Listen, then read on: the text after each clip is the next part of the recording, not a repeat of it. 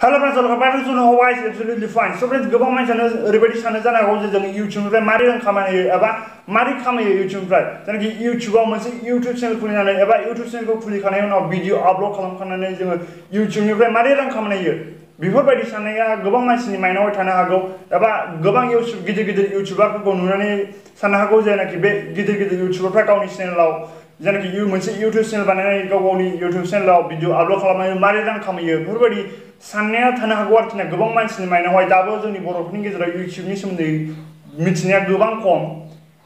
मानसिया दाबो माने YouTubeनि सोमोन्दै गोबां मानसियानो मिथिया आरोखि ना स' जों YouTube चेनेलखौ खुलिनानै मोनसे जेनाखि भिडिअफोर आपल'ड खालामोबा जोङो YouTubeनिफ्राय रां खामायनो हायो नामा एबा हाया नामा बेफोरबायदि साननाया थानो हागौ आरोखि ना गोबां मानसिनि गोसोआवहाय बेफोरबायदि साननाया स' आं बेवहाय नोंथांखौ बुंनो सानो येस जोङो YouTubeनिफ्राय जोङो मोनसे YouTube चेनेल खुलिनानै भिडिअ आपल'ड खालामखानानै जेब्लानाखि जोंनि YouTube चेनेला मनिटाइजेसन जायो मनिटाइजेसन जाखांनायाव जोङो मा एड्सनि थ्रुयैहाय जोङो रां खामायनो हायो आरोखि ना जों YouTubeनिफ्राय गोबां रां खामायनो हायो अके जोङो मा गोबां रां खामायनो हायो जोंनि गावबागाव YouTube चेनेलजों जेब्लानाखि जोंनि YouTube चेनेला मनिटाइजेसन जायो मनिटाइजेसननि जाखांनायनि उनावहाय मा जोङो एड्सनि थ्रुयैहाय जोङो गोबां रां खामायो स' नोंथांमोना गोबां भिडिअसफोर नायोबा मा ससे एडभार्टाइज फैया होमबा स' बे एडभार्टाइजनि थ्रुयैनो जोङो मा रां खामायनो आरोखि ना स' बेनि सोमोन्दै नोंथांमोना दिनै बे भिडिअआव खोन्थागोन जेनाखि जोङो YouTube चेनेलनिफ्राय जोङो मारै YouTube चेनेलखौ बानायनांगौ जानानै फैयो एबा मारै YouTube चेनेलखौ मारै बानायो YouTube चेनेलखौ मारै भेरिफाइ खालामो एबा जोङो YouTubeनिफ्राय जोङो बेनि उनावहाय जों YouTubeनिफ्राय मारै रां खामायनो हायो एबा बे YouTube चेनेल गावबागाव YouTube चेनेलनिफ्राय रां खामायनो थाखाय जोङो मा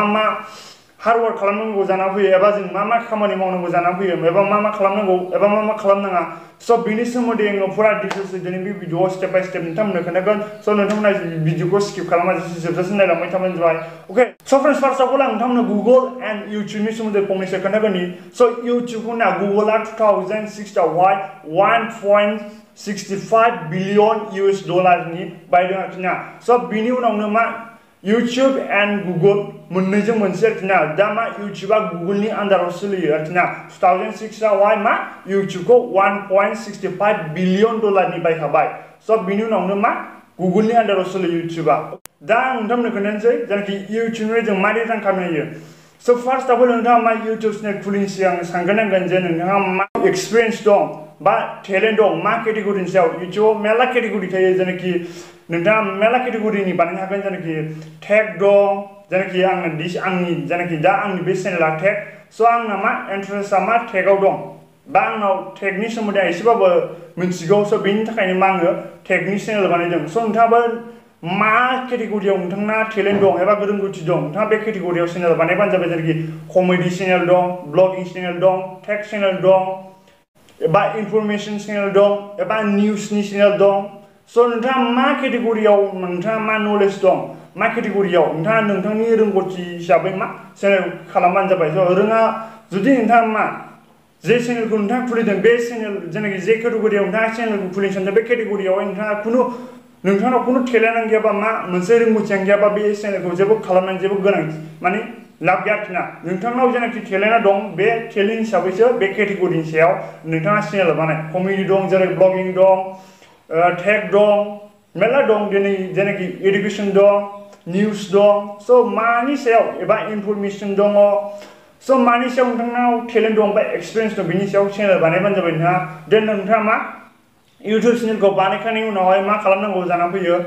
भेरिफाइ खालामनांगौ जानानै फैयो आरोखि ना मोनसे मबाइल नाम्बार होनानै भेरिफाइ खालामनानै जोङो मा भेरिफाइ खालामखांनायनि उनावहाय जों मा जोंनि बे चेनेलावहाय भिडिअ आपल'ड खालामनो हायो आरोखि ना भिडिअ आपल'ड खालामनायाव जोङो मा थाम्बनेल लागायनांगौ जानानै फैयो भिडिअआवहाय अके देन बिनि उनाव मा खालामदों नोंथाङा 1 इयारनि गेजेराव जेनाखि 12 मान्थनि गेजेरावबा बे 12 मान्थनि जेनाखि 1 इयारनि गेजेराव नोंथांनि बे चेनेलाव मा मनिटाइजेसननि थाखाय एप्लाइ खालामनो थाखाय नोंथांनि बे चेनेलाव मा बेसेबां थानांगोन 12 मान्थ एबा 1 इयारनि गेजेरावहाय नोंथांनि बे चेनेलावहाय 1K साबस्क्राइबार एन्ड जेनाखि 1000 subscriber and 4000 hours public watch time जानांगोन आरोखि ना अके 1 इयारनि गेजेराव जाथारनांगौ बे बुस्थुआहाय 1K जेनाखि 1000 साबस्क्राइबार आरो 4000 घन्टा public watch time hours time जानांगौ सो बेनि उनावहाय मा नोंथाङा नोंथांनि बे चेनेलखौ मनेटाइजेशननि थाखाय एप्लाइ खालामनांगौ जाना फैयो मनेटाइजेशननि थाखाय एप्लाइ खालामखांनायनि उनावहाय मा नोंथाङा मा खालामनांगौ मोनसे गुगल एडसेन्स एकाउन्ट बानायनांगौ जाना फैयो आरोखि ना मोनसे गुगल एडसेन्स एकाउन्ट सो फार्स्ट अफ नोंथांखौ खोन्थानो सानो जोङो गुगल एडसेन्स एकाउन्टखौ पार पर्सन मोनसेल' गुगल एडसेन्स एकाउन्ट बानायनो हायो आरोखि ना सासे मानसिया मोनसेल' गुगल एडसेन्स एकाउन्ट बानायनो हायो गुगल एडसेन्सआ जेनाखि गुगल एडसेन्सआ मा होनना बुंनो थाङोबा मोनसे गुगलनिनो मोनसे बुस्थु आरोखि ना इउटुबाथ' दा गुगलनिनो मोनसे बुस्थु ना जेनाखि जोंनि बे पेमेन्ट फैगोन जायखि ना जेनाखि जेब्लानाखि जोंनि बे इउटुब चेनेला मनेटाइजेशन इनेबल जायो इनेबल जाखांनायनि उनाव मा जेसेबांनाखि जोंनि बे चेनेलजों जेसेबांनाखि आर्निं जायो बे मा जोंनि गुगल एडसेन्सनि दारैसो जोंनि बेंक एकाउन्टआवहाय फैसा हाबगोन आरोखि ना अके गुगल एडसेन्सनि दारै अके जोङो मा पार पर्सन मोनसेल' गुगल एडसेन्स एकाउन्ट बानायो स' नोंथांमोना साननो हागौ जेनाखि गोबां मानसिया मा मोननै मोनथाम सासे मानसिया मोननै मोनथाम इउटुब चेनेल खुलियो बिसोरलाय मारै मोननै मोनथाम गुगल एडसेन्स एकाउन्ट बानायो स' बेबायदि साननो हागौ आरोखि ना जोङो सासे मानसिया गुगल जेनाखि इउटुब चेनेलखौ मोनथाम मोनब्रै जेसेबां गोसो नोंथाङा मा बानायनो हायो इउटुब चेनेलखौ बाट गुगल एडसेन्स एकाउन्टखौ मा जोङो मोनसेल' बानायो पार पर्सन स' नोंथांमोना बे बाथ्राखौ साननो हागौ जेनाखि गोबां मानसियानो मोननै मोनथाम सासे मानसिया मोननै मोनथाम इउटुब चेनेल खुलियो बाट गुगल एडसेन्स एकाउन्टखौ बोरै मोननै मोनथाम बानायो स' बेफोरबायदि साननो हागौ नोंथांमोना स' बिसोर मा गुगल एडसेन्स एकाउन्टखौ मा गावसिनि फेमिलि मेम्बार्सनि नामैसो बानायो एक्सट्रा जेनाखि पेरेन्टसफोरनि नामै बा बिब' बिनानाव बा बिमा बिफानि नामै बानायो आरोखि ना बेफोरनि नामै बानायनानै मा बे गावनि चेनेलाव लिंक खालामनानै लायो आरोखि ना बेबायदि आरोखि ना स' बेफोरबायदि बाथ्राखौ नोंथांमोना मा गोसोआव लानांगोन आरोखि ना बेखौ मिन्थिनांगोन आरोखि ना बे फार्स्ट पार्सन जोङो मोनसेल' गुगल एडसेन्स एकाउन्ट बानायनो हायो स' बिनि उनावहाय मा गुगल एडसेन्स एकाउन्ट खालामखांनायनि उनाव एबा मनेटाइजेशन एप्लाइ खालामखांनायनि उनाव मा नोंथांनि बे चेनेलाहाय रिभिउआव थांगोन आरोखि ना स' नोंथांनि बे चेनेलाव खुनु कपिराइट स्ट्राइक एबा कपिराइट क्लेम एबा माबा मोनसे मालायनि कन्टेन्टखौ कपि खालामनानै आपल'ड खालामनाय एबा मोनसे इलिगेल माबा मोनसे गैयाबा नोंथांनि मा चेनेलाहाय मनेटाइजेशन जागोन आरोखि ना अके मनेटाइजेशन इनेबल जाखांनायनि उनावहाय नोंथांनि बे भिडिअसफ्रावहा एडभार्टाइज फैनो हमगोन आरोखि ना स' नोंथांमोना गोबां मानसिफोरनि भिडिअसफोर नायोबा गोबां मानसिफोरनि चेनेलाव भिडिअसफोर गोबां मानसिनि बे इउटुबारफोरनि भिडिअसफोरखौ नायोबा मा एडभार्टाइज फैनाय नुयो जानांगौ ससे एडभार्टाइज भिडिअफोर नायोबा इउटुबाव स' बे एड्सनि दारैनो मा जोङो आर्निं खालामनो हायो आरोखि ना बे एड्सनि दारैसो जोंनि इउटुब चेनेलनि आर्निंआ स्टार्ट जायो आरोखि ना अके जों मनेटाइजेशन जाखांनायाव बिदि एडभार्टाइज फैखांनायनि उनावहाय नोंथांनि बे चेनेलाहाय जेनाखि गुगल एडसेन्स बे गुगल एडसेन्स एकाउन्टआवहाय नोंनि बे आर्निं चेनेलनि आर्निं जानाया मा बे डलाराहाय जेनाखि आर्निं बे रुपिसआ मा बे गुगल नोंथांनि जेनाखि सिगाङाव ओंखारदोंमोन आरो जेनाखि गुगल एडसेन्स एकाउन्ट बे गुगल एडसेन्स एकाउन्टआवहाय जमा जायो आरोखि ना गुगल एडसेन्स एकाउन्टआव जेनाखि जेब्लानाखि नोंथांनि बे गुगल एडसेन्स एकाउन्टआव $10 जायो $10 जायोबा मा नोंथाङा गुगल एडसेन्स पिन फैगोन आरोखि ना नोंथांनाव गुगल एडसेन्स पिननि थाखाय एप्लाइ खालामनांगौ जाना फैयो बे गुगल एडसेन्सआ नोंथांनि जेनाखि गुगल एडसेन्स बानायनाय समाव नोंथाङा जेनाखि एड्रेस होदों नोंथांनि बे एड्रेसावहाय बाय पस्ट मोनसे गुगल एडसेन्स पिन फैगोन आरोखि ना बे गुगल एडसेन्स पिनखौ नोंथांनि बे गुगल एडसेन्स एकाउन्टआवहाय एन्टार खालामनांगौ जाना फैयो आरोखि ना बे गुगल एडसेन्स एन्टार खालामखांनायनि उनावहाय नोंथांनि बेंक एकाउन्टखौहाय मा एड खालामनांगौ जाना फैयो बे नोंथांनि बे बेंक एकाउन्टखौ एड खालामखांनायनि उनावहाय जेब्लानाखि नोंथांनि बे इउटुब चेनेलनि आर्निं खालामनाया जेनाखि नोंथांनि बे गुगल एडसेन्स एकाउन्टआव $100 जायो अके $100 जायोबा नोंथांनि बे जेनाखि गुगल एडसेन्स एकाउन्टआव नोंथांनि बे बेंक एकाउन्ट होनाय ना बेंक एकाउन्ट एड खालामनाया नोंथांनि बे बेंक एकाउन्टआवहाय मा हाबगोन आरोखि ना जेब्लानाखि $100 जायो $100 जोंनि इन्डियान रुपिसआव कनभार्ट खालामोबा 7,000नि बारा जायो आरोखि ना स' $1 जोंनि इन्डियाआवहाय 75 बा 76 जायो बे डलार सिस्टेमा एखे लेभेलाव थाया एखमबा 69 एखमबा 71 एबा 73 बिदिनो जायो आरोखि ना अके स' बेबायदिनो जों मा जोंनि बे इउटुब चेनेलजों आर्निं खालामनो हायो आरोखि ना अके स' नोंथाङाबो मोनसे इउटुब चेनेल खुलिनो सानदोंबा सासे इउटुबार जानो सानदोंबा मा स' चेनेलखौ खुलिनो हागोन स' बेनि सोमोन्दै जेनाखि इउटुब चेनेलखौ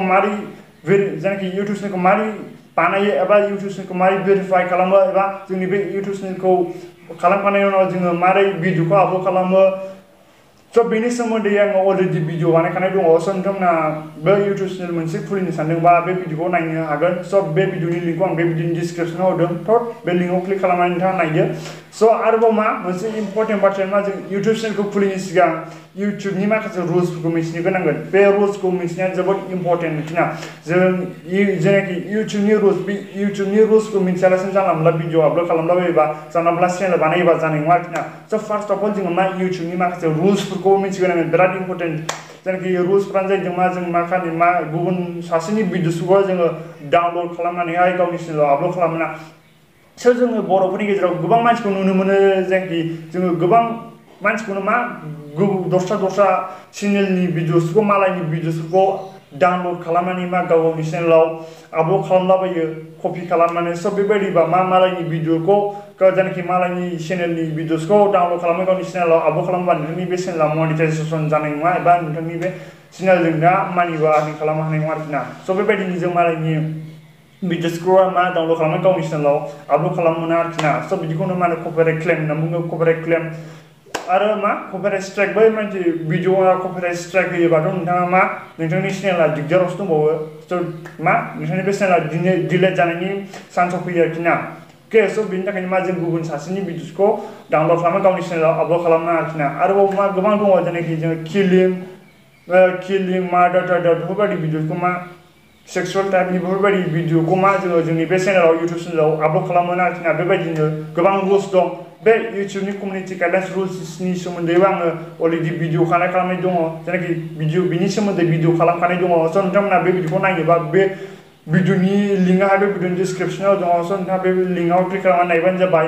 अके स' फ्रेन्ड्स जोंनि थाखाय जोंसो नोंथांमोना दिनै भिडिअखौ नायना मोजां भिडिअखौ लाइक खालामदो शेयार खालामदो नोंथाङा जुदि आंनि चेनेल बा चेनेलखौ साबस्क्राइब खालामदो आरो साइडआव थानाय बेल आइकनखौ प्रेस खालामदो जेब्लानाखि आं गोदान गोदान भिडिअ आपलड खालामो बेनि नटिफिकेसनखौ मोननो थाखाय मानो होनना बुङोब्ला नोंथाङा बे आंनि चेनेलावहाय मा इउटुबजों रिलेटेड थानाय माखासे भिडिअसखौ नुनो मोनबाय थागोन आरोखि ना अके स' फ्रेन्ड्स दिनै देखायसै बाय